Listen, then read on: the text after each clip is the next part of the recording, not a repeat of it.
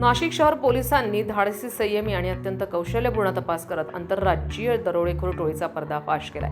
भर दिवसा सरकारी इनोवा गाडीतून येऊन पिस्तुलाचा धाक दाखवत 70 लाख रुपयांची रोकड लुटणाऱ्या टोळीतील 4 आरोपींना अटक करण्यात आली आहे. वेषांतर करून गुप्तपणे फिरत तांत्रिक तपास आणि माहितीदारांच्या मदतीनं पोलिसांनी आरोपींपर्यंत पोहोचत हा गुन्हा उघडकीस आणला आहे. 8 जुलै 2026 रोजी 2 अनोळखी इसम आणि एक महिला दिंडोरी रोड पंचवटी परिसरात सरकारी दिव्याच्या इनोवा गाडीतून आले. त्यांनी पोलीस असल्याचं सांगत फिर्यादीला बंदुकीचा धाक दाखवत गाडीत बळजबरीनं बसवून घेतलं. त्यानंतर फिर्यादीच्या पिशवीत दिले 70 लाख रुपये रोख रक्कम आणि त्याचा मोबाईल जबरदस्तीने हिसकावून घेत त्याला शिवीगाळ करत जीवे ठार मारण्याची धमकी देऊन मुंबई पुणे हायवेवर उतरवून दिलं. या प्रकरणी पंचवटी पोलीस ठाण्यात गुन्हा दाखल करण्यात आला.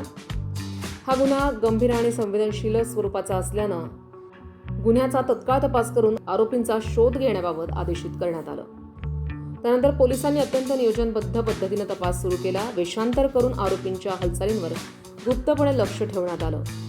त्यातील एक आरोपी नाशिक रोड रेल्वे स्थानक येथे येणार असल्याची गोपनीय माहिती प्राप्त झाल्यानं नाशिक रोड रेल्वे स्थानक येथे पथकातील अधिकारी आणि अंमलदारांनी सापळा लावला. पण आरोपी मुंबईला परत गेले असल्याची बातमी मिळाल्यानं जोगेश्वरी, अंधेरी, डोंबिवली आणि वसई विरार परिसरातून उर्वरित 3 आरोपींचा शोध घेण्यात आला. त्यानंतर आरोपी स्थलांतर करत असल्यानं पथकं त्यांचा मागोवा घेत होती.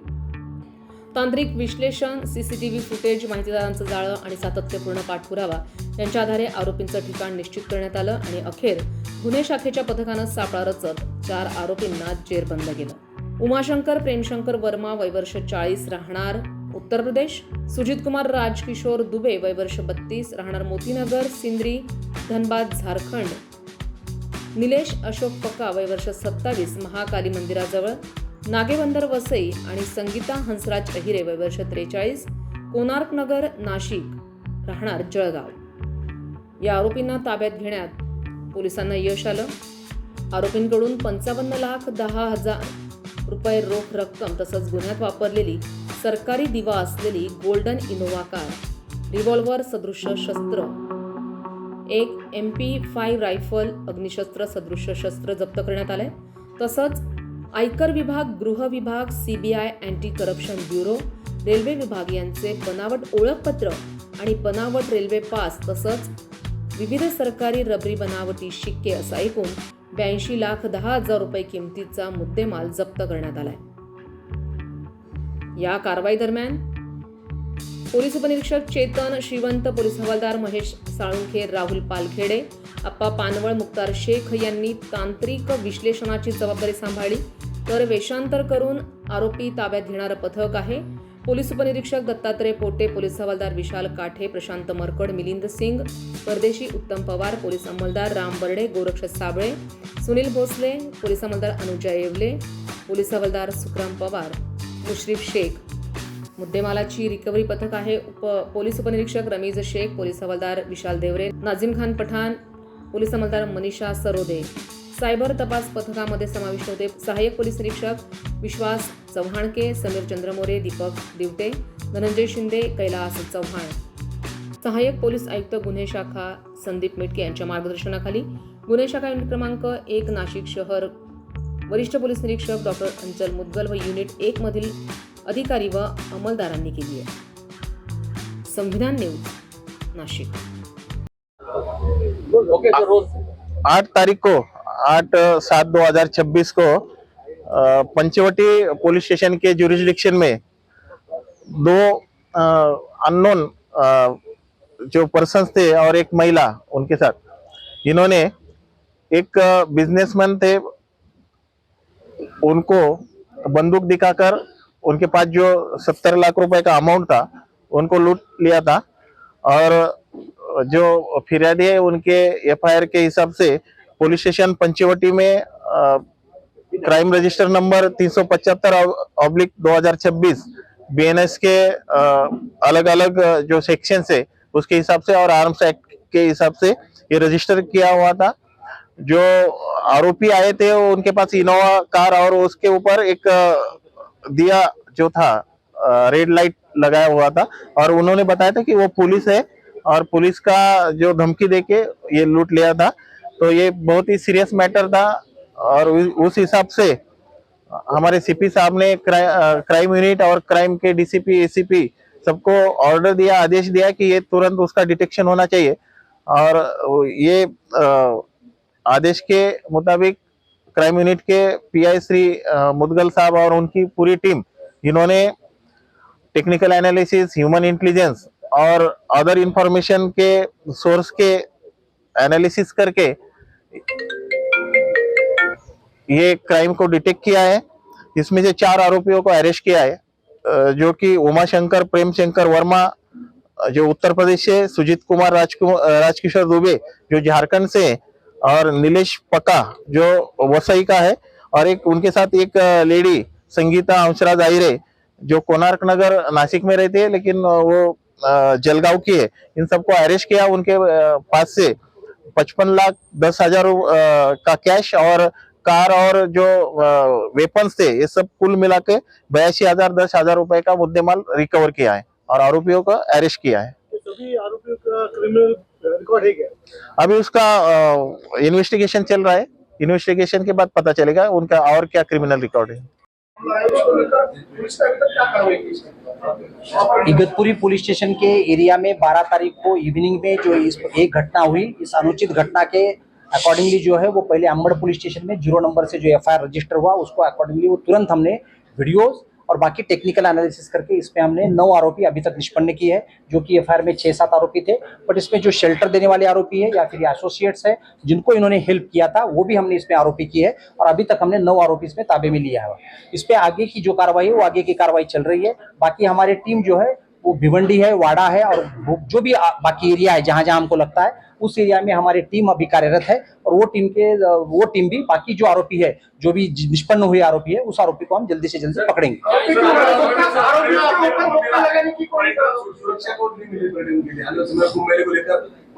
पर्यटन को सुरक्षा ऑलरेडी दी हुई है, पर्यटन के वहां पे बंदोबस्त भी था, वो लोग भी वहां पे पुलिस को मिले। पर इस घटना में जो है ये घटना कुछ 7-8 किलोमीटर दूर जाके जहां पे कोई मोबाइल लोकेशन नहीं आ रहा था उस पॉइंट पे हुई है। और जो दूसरा पॉइंट है, इसमें मौका के अकॉर्डिंगली जो हम कार्रवाई करने वाले हैं या फिर जो है उसके पूरे सेक्शंस देखे जाएंगे और देखने के बाद जो है अभी तो स्ट्रिंजेंट सेक्शन लगाए हैं, वो भी हम उसकी कार्रवाई आगे करेंगे।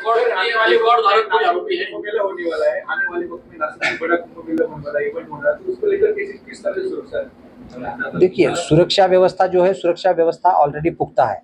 इसमें जो है मैंने वही रिपीट किया है आपको कि वहाँ पे पुलिस मौजूद थी, बट ये घटना जो है ये घटना उस पॉइंट पे नहीं हुई है जिस पॉइंट में लोकेशन नहीं था, वहाँ पे हुई है। बट ये अकॉर्डिंगली कुंभ मेला और बाकी सब चीज़ें देखते हुए वहाँ पे लोकल पुलिस स्टेशन हमेशा रहेगा। हम और पुलिस वहाँ पे बढ़ाएंगे, जहाँ पे भी हमारे पर्यटन के विभाग है वहाँ पे पुलिस रहेगी, नाकाबंदी रहेगी और वहाँ पे जो है मोबाइल हमारी वैन हमेशा रहेगी, सीनियर ऑफिसर वहाँ पे हमेशा विजिट करते रहेंगे और उस अकॉर्डिंगली हम काम करेंगे। एक इसमें मैंने ऑलरेडी बताया कि एक आरोपी रिकॉर्ड का है, बाकी किसी के ऊपर अभी तक हमने कोई ऑफेंस नहीं दिखाई दिया है, बट वो आरोपी को भी हम पकड़ेंगे। पत्रकारांवर पण त्र्यंबकेश्वरमध्ये असा हमला झाला होता, तो गुन्हेगार पुन्हा जामिनावर सुटला आणि तो परत ते गुन्हे करतोय। हा माणूस सुद्धा आता जो अटक आहे तो पण मर्डर करून आणला होता, तो जामिनावर सुटला होता, तो गुन्हेगार होता।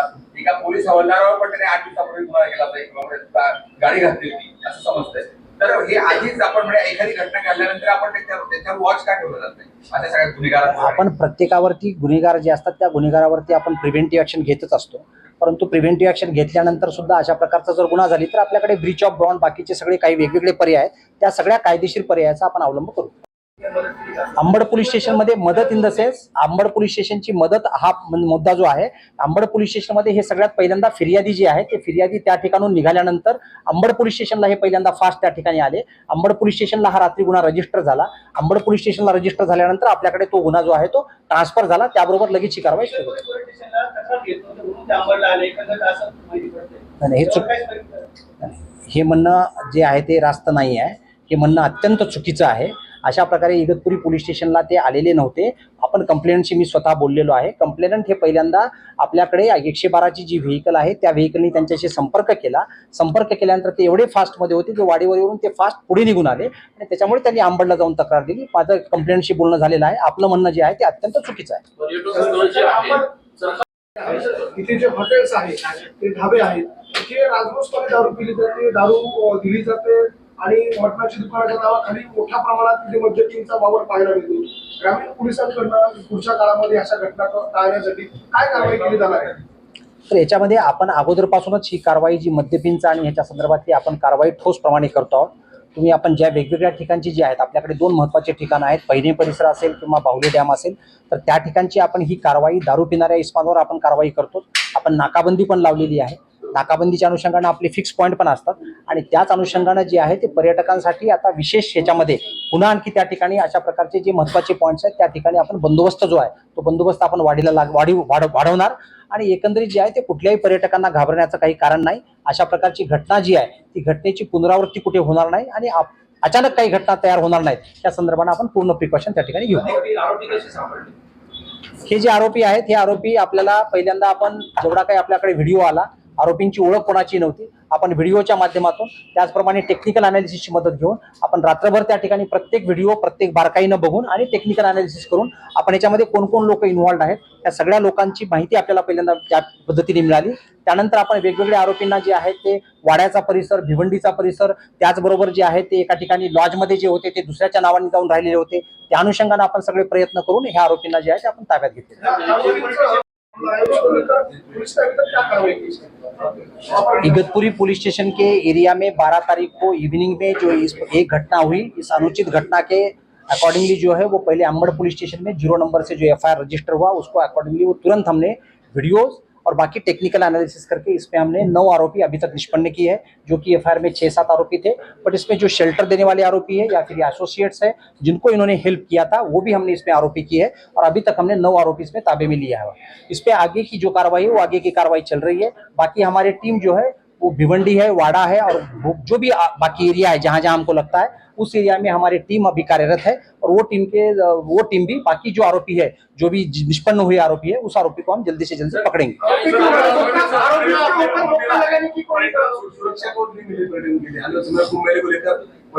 पर्यटन को सुरक्षा ऑलरेडी दी हुई है. पर्यटन के वहां पे बंदोबस्त भी था, वो लोग भी वहां पे पुलिस को मिले. बस इस घटना में जो है ये घटना कुछ 7-8 किलोमीटर दूर जाके जहां पे कोई मोबाइल लोकेशन नहीं आ रहा था उस पॉइंट पे हुई है. और जो दूसरा पॉइंट है इसमें मौका के अकॉर्डिंगली जो हम कार्रवाई करने वाले हैं या फिर जो है उसके पूरे सेक्शंस देखे जाएंगे और देखने के बाद जो है अभी तो स्ट्रिंडेंट सेक्शन लगा है वो भी हम उसकी कार्रवाई आगे करेंगे.